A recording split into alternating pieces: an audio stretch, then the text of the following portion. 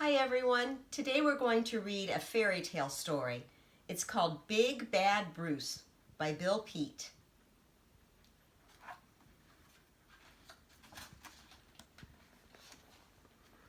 Forever Green Forest was a quiet, peaceful place until Bruce, a great shaggy brute of a bear, came wandering out of a canyon one day.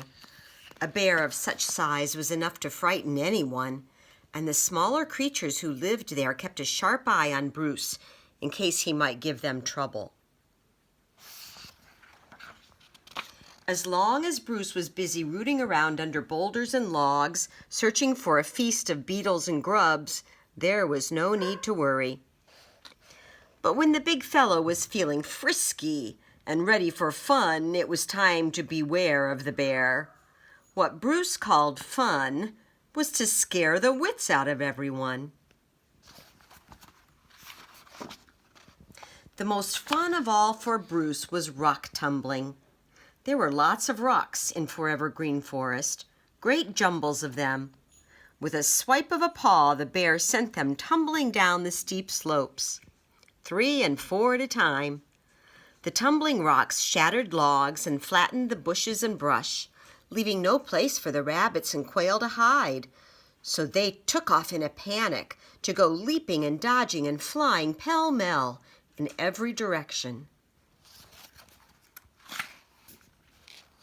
Once he had them all on the run, Bruce went rolling around on the ground, exploding into great roaring, snorting fits of laughter. Ha ha, har har, ha ha, ho ho. As long as the bear lived in Forever Green Forest, it would never be peaceful and quiet again, and for all anyone could see, he had come there to stay. Then one afternoon, Bruce made an awful mistake, a terrible blunder. He came across a huge boulder resting on a bluff and decided to give it a ride. With a mighty heave, he sent the boulder tumbling down a steep slope, flumpity-bumpity-wumpity-wump, smashing pine trees and aspens to splinters and leaving deep dents in the ground as it went.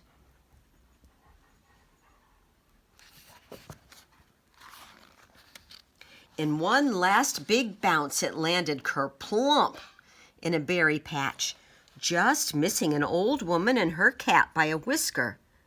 It was Roxy, a crafty little witch who was out picking blueberries with her cat Clinker. "Where in blazes did you come from?" she shrieked, giving the boulder a vicious kick. "How did you get here? Who sent you?" Just then a raucous roar of laughter echoed through the pines, and in a twinkle Roxy caught sight of the bear on the bluff. "So that's who," she cried, and in a fury she went storming up the slope to face the bear. "You big lummox!" she exploded. "You big bumbling brute! That rock could have squashed us to smithereens. And you think it's funny?" "Har, har," chortled Bruce. "Ho, ho! Hee, hee, har, har!" The bear had never seen anything half so funny as the frantic little woman with the wild flying hair. "Laugh while you can," warned the witch, "but just wait. I'll have the last laugh, Mr. Bear. Oh, indeed I will." Then she took off like a shot to go streaking down the slope so fast her cat could barely keep pace. And when the witch reached her cabin at the edge of the forest, she had hatched a plot. "I'll make a pie," she decided, "a very special pie for old Mr. Bear." In a flicker of an eye, she made the pie crust, and in a trizzle and a trice, she whipped up a filling of blueberries and honey. "Now for the trickery," she muttered, flipping through her magical cookbook to one of her favorite recipes. Then, reading the directions carefully, Roxy began to measure. 1 drop of dwindling, 2 blurps of belittling, a smidgen of minikin, a half teaspoon of twerp, a shrift of shortening, and then 1 pitch of kaput should do it. The instant the pie was baked a golden brown and ready to serve, Roxy scurried out the door with it back to the forest. Then, keeping an eye out for the bear, she crept along through the shadows, as slinky as a fox.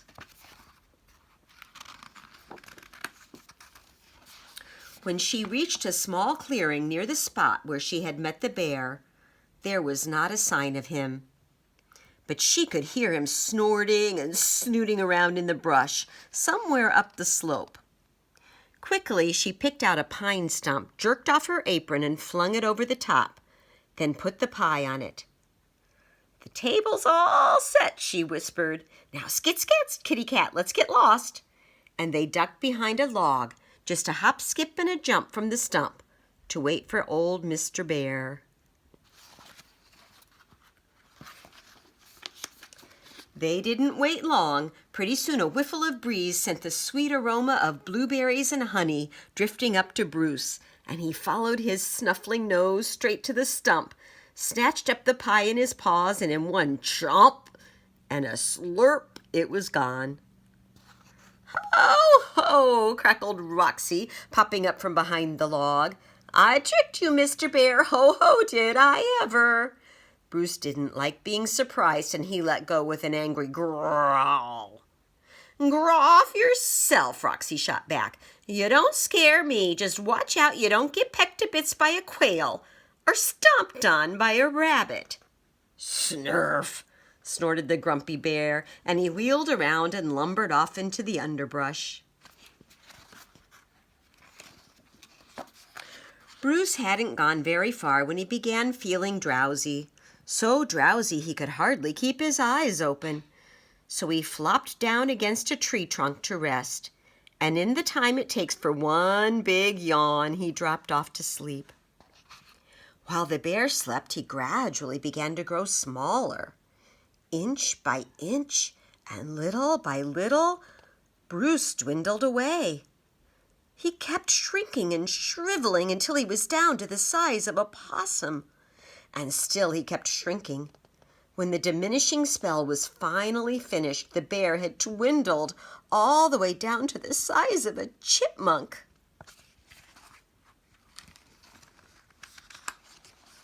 Bruce was awakened by a sharp peck on the head, and with an angry growl that came out like a squeak, he reared up all ready to fight.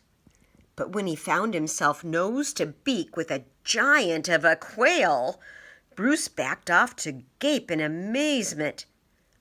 Then, as the bewildered bear looked around, he was surprised by 3 more giant quail and a pair of huge rabbits.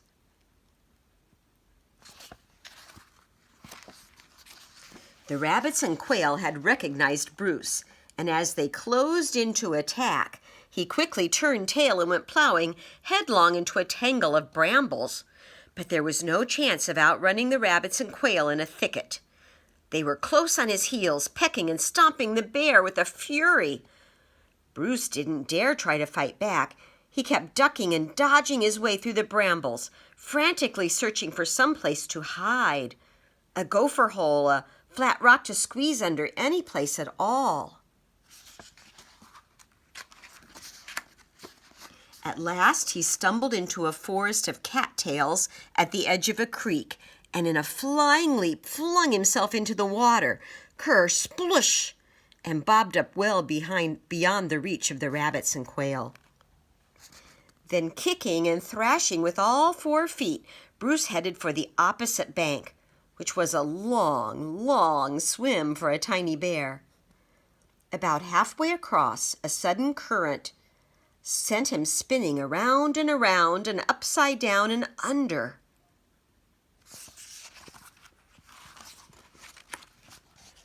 Bruce was about to be swept down the twisting creek and away forever when he grabbed onto a rock and managed to haul himself out of the water. Then the bruised and bedraggled bear sprawled out on his belly, choking and wheezing and snorting out bubbles until at last he was able to breathe. For a long time he lay there staring into the swirling stream, trying to figure out what could have happened to make him so small. He wondered if it might have been something he ate. Suddenly he remembered the blueberry pie and the fierce little woman who had warned him, "Watch out you don't get pecked to bits by a quail or stomped on by a rabbit." All at once Bruce realized he had been tricked by a crafty old witch, shrunk by a magic spell. By this time the sun had gone down and deep shadows had crept across the creek. A chilly breeze rippled the dark water, and the soggy, wet bear shivered and shook from the cold and also from fright. Bruce knew that the night hunters were already on the prowl, and now he was fair game. The jittery bear sat up on his haunches, looking all around in the dark for any sign of danger. He looked everywhere but up, or he would have seen the frowsy old owl peering down from a tree limb above. The fuzzy little brown thing on the rock was a choice tidbit for the owl, and he was just about to swoop down when all of a sudden a screechy voice split the air. "Mr. Bear, Mr. Bear!" With a terrific hoot, the owl sailed off into the night, leaving the bear to face another kind of danger. In desperation, Bruce scrunched himself up into a ball, hoping the witch would mistake him for part of the rock. But there was no chance of fooling foxy old Roxy, and holding her lantern out over the creek, she spotted the bear in a flash. "Ho, ho," she cackled. "There you are, Mr. Bear. No bigger than a minute. Quick, quick, Clinker, go fetch him. Skit, scat." Before the bear could blink an eye, the cat snatched him off the rock by the scruff of the neck and leapt lightly back to the bank. "Good cat," cried Roxy. "Now home we go. But easy does it. This little bear has had a big day." As Bruce was carried along through the dark forest, he didn't dare put up a struggle. Besides, he was too weary to even lift a paw, and much too scared. He was sure the crafty old witch planned to fix him for good. If she could shrink him down to a runt of a thing, she could turn him into a tadpole, or into a flea, or make him disappear altogether. But to the bear's surprise, the witch turned out to be a kindly old woman, and as gentle as could be, just as long as she kept her temper.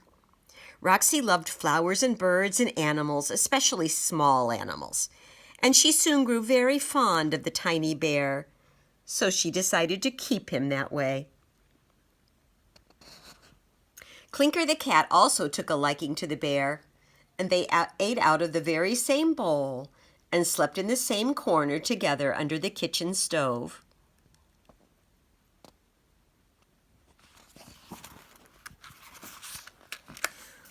Little bears have short memories, and in a few days, Bruce forgot all about ever being a giant of a bear. For all he knew, Roxy's flower garden was a beautiful leafy green forest with plenty of room to roam. Whenever the tiny bear was feeling frisky and ready for fun, he flipped pebbles around as if they were boulders, just to scare the wits out of the grasshoppers, the beetles, and the caterpillars. From a bug's eye view, Bruce was a great big, hairy, scary, horrible brute of a beast.